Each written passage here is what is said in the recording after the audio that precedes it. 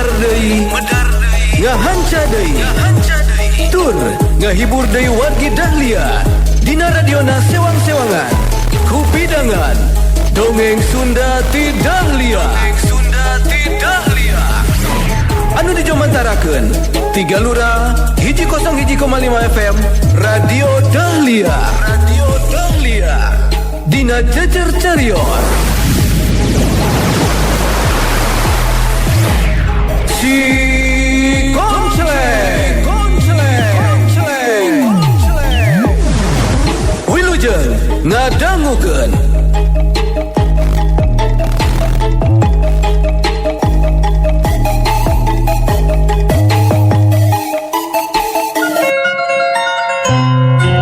wargi Dahlia Rahmi anu sejam mulang ka Paguron di satengahing jalan dipegat ku si Dugul Waru sareng Nyai Wulung kalayaan Rahmi tos adu hareupan sareng duanana urang lajengkeun serial Si Konceleng dina jejer carios putu Si Konceleng tanding titisan siluman karya Bagus Sarespati.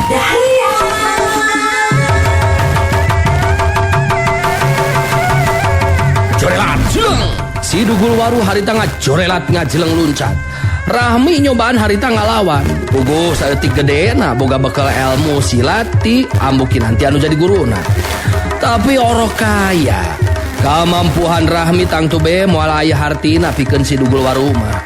Ukur sababaraha geprakan harita Rahmi geus bisa dilumpuhkeun ku si Dugul Waru anu saterusna dipanggul ku si Dugul Waru. Gila bos tuak geus jadi ge di Dugul Waru jeung Nyai Wulung kan sakilat geus ninggalkeun eta patempatan bari mawa Rahmi anu dipanggul ku si Dugul Waru.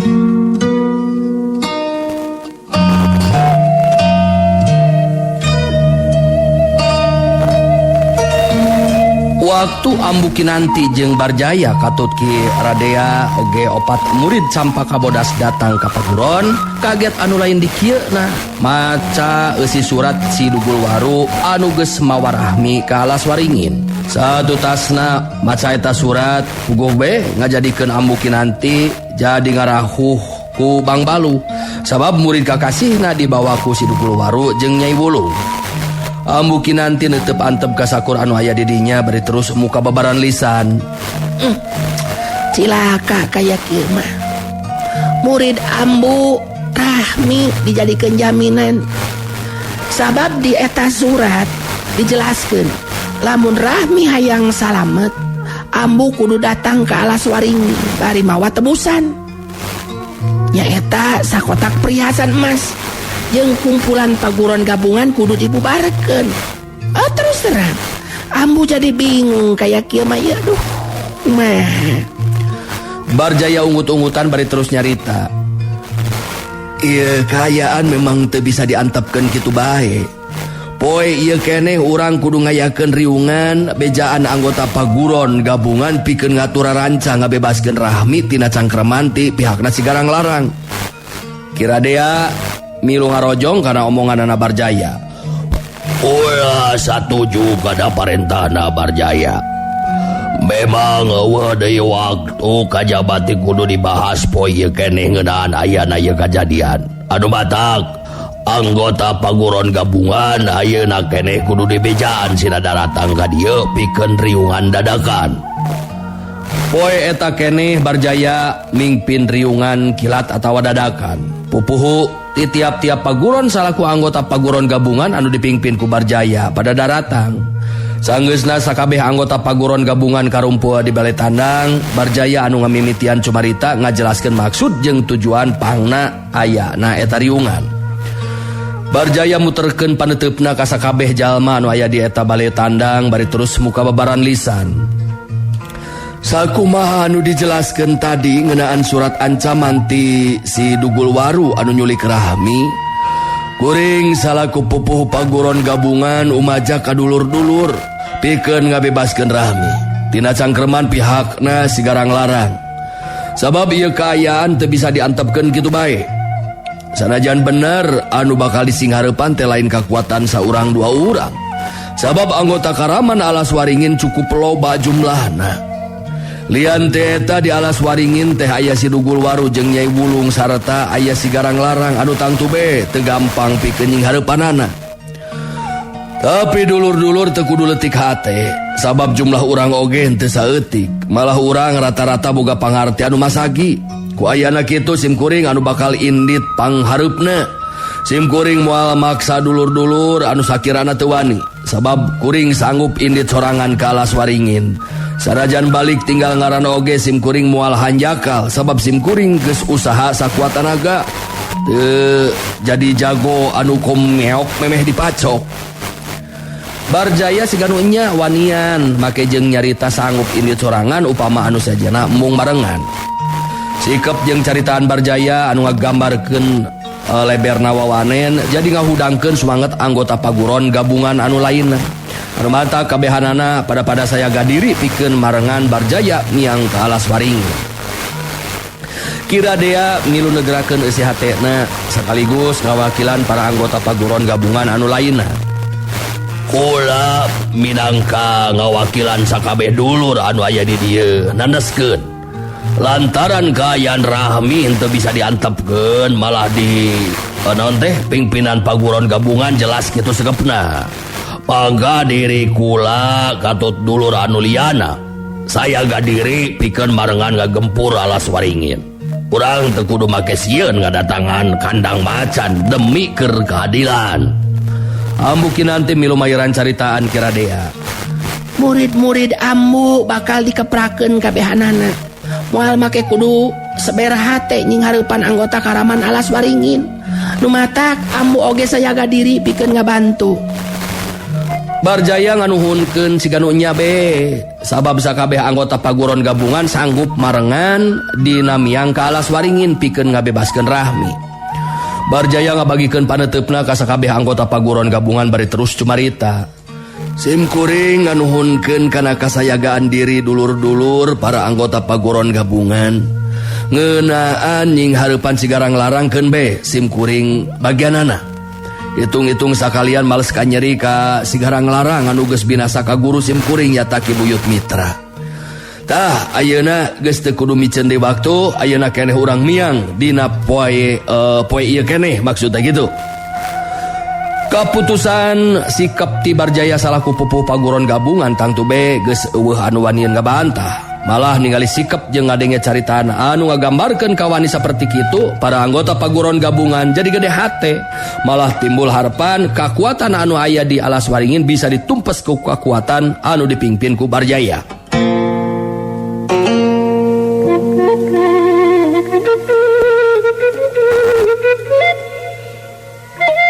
Caturkeun harita si Dugul Waru anu bari manggo Rahmi lempang bareng jeung Nyai Wulung. Duanana lempang gancang muru balik ka alas waringin. Tapi memeh tepi ka tempat tujuan di setengahing jalan bet aya anu megat ngahadang anu tetela taya lianti Wisrawa anu megat. Nyai Wulung puguh be bungah anu lain di kieuna sabab bisa panggih jeung anu jadi salakina di eta patempatan teh. Nyai Wulung langsung harita nyarita. Ku henteu nyangka urang bisa tepung di dieu geuningan Kang Wisrawa. Ngan aya nu mata kaget ieu teh. Kunaon dikontak batin sababaraha kali weleh taya jawaban. Malah geus lila tara aya datang nemonan. Nah kunaon? Di mana Kang Wisrawa ayeuna tumetep? Jawab atuh Kang. Wisrawa neuteuk antep ka Marni alias Nyai Wulung bari terus nyarita. Marni, jalan kahirupan anu disorang ku urang memang geus beda tujuanana. Marni geus salah dina nangtukeun pilihan jalan kahirupan anu akhirna robah sagala-galana. Malah ayeuna Marni lah jadi Nyai Wulung sagala rupa. Jadi di antara urang duaan memang geus pamohalan bisa ngahiji deui. Ngagebeg hate Marni alias Nyai Wulung ngadenge omongan siga kitu ti salakina teh. Bingung nah sikap jeung carita anu jadi salakina bet jadi kitu. Padahal dirina jeung si Garang Larang anu jadi anakna ngan sakadar ngawujudkeun cita-cita anu jadi salakina. Nyai Wulung alias Marni nyobaan nenangkeun hatena bari terus nyarita deui. Entong make jeung ngaheureuyan kitu Kang Wisrawa. Henteu kudu nyalahkeun anu jadi pamajikan jeung anak urang si garang-larang. Sabab anak urang ngan sakadar ngabantu ngawujudkeun cita-cita anu jadi bapak jeung indungna. Kang, geningan akang teh beureun hayang ngawasa ieu alam kahirupan lain kitu, Kang. Jadi geus sakuduna urang duaan ngarasa reueus ku si garang-larang anak urang. Wisrawa sarua deui ngarasa bingung ngadenge caritaan ti Marni saperti kitu teh. Wisrawa neuteub seukeut ka Nyai Wulung alias Marni bari terus nyarita deui. Aneh. Ke. Akang ngarasa aneh jeung bingung ieu teh. Bingung ka kuringna ge Marni. Jadi kuring nandaskeun ieu. Kuring teu rumasa boga cita-cita jeung tujuan anu teu uni siga kitu Marni. Kuring nandaskeun sakali deui ka anjeun Marni. Kuring teu rumasa ngayuga si garang-larang. Anu matak ulah maksakeun kahayang. Sabab di antara urang geus lain-lainna deui. Jalan jeung tujuan hirup urang geus beda jauh. Nyai Wulung hatena jadi hanjel anu lain di kieuna. Sabab lalaki anu dipika cintana betega nyarita siga kitu seolah-olah geus miceun dirina jeung anakna. Malah henteu ngaku kana perbuatanana ka dirina anu balukarna ayeuna kaayaan dirina geus robah sagala-galana. Ningali Nyai Wulung ngahulang ngaraga meneng si Dugul Waru anu memang apal kumaha kasang tukang ngeunaan sajarah kahirupan Nyai Wulung jeung si garang-larang milu nyeri hate ku sikep jeung caritaana Wisrawa. Si Dugul Waru nyelang heula ngagolerkeun rahmi di luhureun taneuh. Bari jeung keprok si Dugul Waru terus nyarita ditujukeun ka Wisrawa. Hebat bade Wisrawa. Hebat. Edan Wisrawa, edan bade. Yo, jengekeun ku jajawir made Wisrawa. Kuring ya si Dugul Waru sanajan kuring jadugna karaman tukang puak pauk harta banda jeung sajabana malah kuring oge sok rajeun nyurikan wanoja geulis pikeun dijadikeun pamajikan. Tapi sanajan bari jeung kitu kuring lalaki sajati deuleu. Kuring tanggung jawab kana segala ucapan jeung tindakan kuring kanu jadi pamajikan. Ningali kaya kieu mah Nyai Wulung si Wisrawa geus teu bisa dihampura deui. Geus teu kudu loba dicarita ieu mah Nyai. Ieu mangkluk memang kudu dibinasakeun. Ayeuna urang gempur binasakeun kudua Nyai. Ngadenge omongan siga kitu ti si Dugul Waru, Wisrawa ngan saukur mesem. Sikepna tetep tenang bari terus cumarita deui. Kumaha anjeun we eta mah Dugul Waru. Nyai Wulung, anu pasti kuring teu rumasa. Nu matak naon atuh anu kudu ditanggung jawab. Ayeuna leuwih hade geura bebaskeun eta wanoja anu teu boga dosa teh Dugul Waru oge Nyai Wulung. Sabab tindakan anu dilakukeun ku anjeun duaan kawilang salah kacida. Sabab eta wanoja teu boga dosa jeung kasalahan naon-naon ka anjeun duaan. Nu batak geura bebaskeun. Nyai Wulung geus teu bisa nahan kaambek jeung budawangna hate. Sabab Wisrawa anu jadi salakina teh bet kalahkan nyalahkeun dirina. Malah make jeung teu miharep hirup ngahiji deui. Rasa kacinta Nyai Wulung alias Marni ka Wisrawa anu jadi salakina akhirna sirna teu nyesa. Ayeuna ngan aya rasa kaceceb kanu jadi salakina. Nyai Wulung jadi sapamedegan jeung si Dugul Waru. Nyata Wisrawa anu jadi salakina kudu ditindak. Sabab geus jelas ayeuna mah Wisrawa henteu ngaku kana perbuatan ingkar kana janjina. Awak Nyai Wulung ngageleter. Pakulitan jadi hidung meles siga batu wulu. Bukna ririaban, kukuna manjangan, rupana jadi pikasieun. Nyai Wulung anu geus robah kayaanana jadi pikasieun teh mencerong ka Wisrawa anu jadi salakina bari terus cumarita dina sikap anu garang. Mane lamun kitu mah ayeuna jadi musuh aing sia Wisrawa. Aing leuwih hade ngadu jiwa jeung maneh deuleu. Tacan sudi rasaning ati lamun maneh acan binasa ku leungeun aing dina waktu ayeuna. Kalah kamu kir sia tengaku ka aing jeung sigarang larang. Dasar lalaki burung sia. Ayeuna urang ijen wewesen sia jeung aing Wisrawa. Aing moal make kudu sieun ku lalaki durjana siga maneh deuleu. Tos, ulah loba dicarita yai. Ayo, urang maju babarengan. Sanajan punjul ilmuna tapi ngalawan duaan masih Wisrawa pasti bisa dibenasakeun ku leungeun urang duaan yai. Serog, si Dugul Waru sayaga diri saperti halna Nyai Wulung anu geus leuwih ti heula sayaga diri pikeun maju narajang ka Wisrawa anu ayeuna geus jadi musuh anu kudu dibinasakeun di ala jiwana. Wisrawa ngabagikeun paneutepna ka dua lawan. Dina sikapna anu tenang Wisrawa cumarita deui. Sakuduna anjeun babalik pikir jeung eling kana dosa jeung kasalahan nu geus dipilampah. Pikeun ngarobah jalan kahirupan masih kena aya waktu jeung jalan.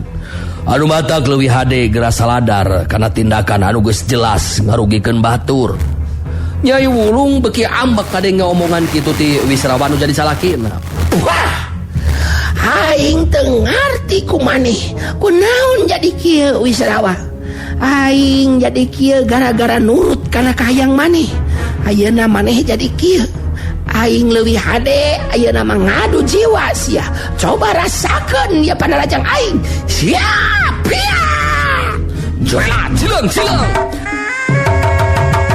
Nyai Wulung sigana bae geus teu kuat ku bedahna amarah anu matak harita langsung narajang miheulaan dituturkeun ku panarajangna si Dugul Waru. Kangaranan nying hareupan dua lawan anu galarang saperti kitu tangtu be berat jeung mata kawalahan. Lamun ceuk Wisrawa acan ngawaris ilmu embah lalana piraku make kudu mampu ngimbangan eta panarajang dua lawan anu tanaga jeung pangartina teu bisa dianggap enteng. Puguh tahapan ilmuna memang geus pada punjul. Tapi Wisrawa memang geus waspada ti anggalna. Ilmu nu kacangking ku dirina kawilang ilmu embah lalana mangrupa tataran ilmu anu pinunjul. Malah waktu nakis ngabenung panarajang Nyai Wulung. Harita anu ngagero kaget teh Nyai Wulung lantaran ngadaligeg mundur ka tukang kadorong ku kakuatan tenaga lapisan anu jadi lawan. Sebu. Kiu tuh kedas. Tuh daligeg. Brut Nyai Wulung maju di narajang. Si Dugul Waru jeung Nyai Wulung pada nangker tanaga jeung pangartina hayang bisa ngabinasakeun anu jadi lawan. Tapi eta karep jeung kahayang teh tetelan teu gampang ngawujudkeunana. Sabab ajen pangarti Wisrawa tetela susah diungkulanana. Dina kayaan dua lawan terus naker tanaga jeung pangartina pikeun ngasupkeun panarajangna. Wisrawa kacepetan gerakna tetela leuwih punjur. Antukna panarajang Wisrawa anu keuna kana sasaran. Cerela kiu Nyai Wulung jeung si Dugul Waru ting barang kieu mundur ka tukang bari sumengir nahan ka nyeri. Si Dugul Waru neutep antep bari ngomong lalaunan ka Nyai Wulung. Edan, si Wisrawa ngabogaan ilmu nanahaun ieu. Jeung ngabongohan deui Nyai. Lah piraku urang bisa eleh ku si Wisrawa sorangan. Ayo. Dengan asana teh Nyai. Urang kudu mampu ngabinasakeun si Wisrawa. Urang kudu aya di pihak anu unggul Waru. Urang pido deui hayu ayeuna mah. Bieu mah kacolongan. Hayu urang pido. Nyai Wulung sayaga diri deui pikeun ngalakukeun panarajang susulan. Si Dugul Waru oge sarua masih kene panasaran sigana teh bet piraku maju duaan babarengan make kudu eleh wabesen. Saterusna meh dina waktu anu bareng duanana ting corelat maju di narajang nguras tanaga jeung pangartina. Corelat jeung sanajan nya Nyai Wulung jeung si Dugul Waru terus naker tanaga jeung panaragangna hayang ngabinasakeun lawan. Tapi tahapan ajen pangarti anu kacangking ku Wisrawa memang leuwih punjul. Antukna lain Wisrawa anu rubuh, tapi kalah ka Nyai Wulung jeung si Dugul Waru anu ting carengkang rubuh kabebengkang kabedangan ku panarajang anu jadi lawan. Jelat jeleng sebut dua jeblot jebet dua gedas jengak gebut wara.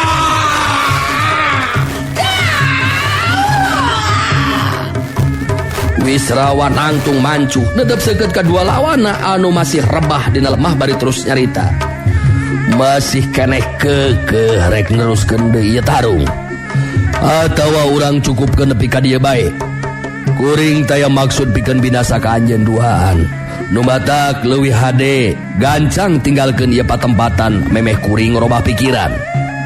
Nyai Wulung jeung Sidugul Waru harita ting Koronel Hudang bari jeung ting Salangir nahan ka nyeri. Sidugul Waru jeung Nyai Wulung ting burileng panona lantaran masih kene panasaran. Tapi manehna duaan oge sadar, lamun keukeuh maksa neruskeun ijen mangka manehna duaan anu cilaka. Sidugul Waru ngonel Hudang neuteup seukeut ka Wisrawa bari terus nyarita. Ayeuna maneh unggul Wisrawa. Tapi ingatkan, ieu urusan ente ukur cukup sama dia. Dagoan ke balitungan anu bakal datang. Nyai Wulung milu mairan caritaan. Aing acan sudi rasaning ati Wisrawa. Maneh geus ngancurkeun sagala-galana. Ayeuna masih bisa menang. Tapi awas, poe anu bakal datang. Joelan, jeleng, les. Waktosna wargi parantos ngiles ka jam 4. Kada ditunda deui wae ieu seriasi konseling dinten ieu. Insyaallah lain jeung urang lajengkeun deui kumaha lalampahan Wisrawa sareng anu sanes-sanesna. Urang samper deui dina waktosna enjing. Atusin kuring anu mancen tugas punten Meri undur pamit aturun kana sade paratosanan hapunten samurai kelepatan wilujeng kantun permios. Assalamualaikum warahmatullahi wabarakatuh. Panteng radio Panteng Dahlia enak-enak ranggamnya Dahlia Prungah go goyang. Wargi Dahlia cag heula urang cageun heula dugi ka dieu dongeng Sunda ti Dahlia dina dinten ieu dina carios si Konceleng tong hilap ulah dugi ka kantun enjing patepang dangu deui dina acara sareng tempat anu sami mung di 101,5 FM Radio Dahlia. Wilujeng kantun permios.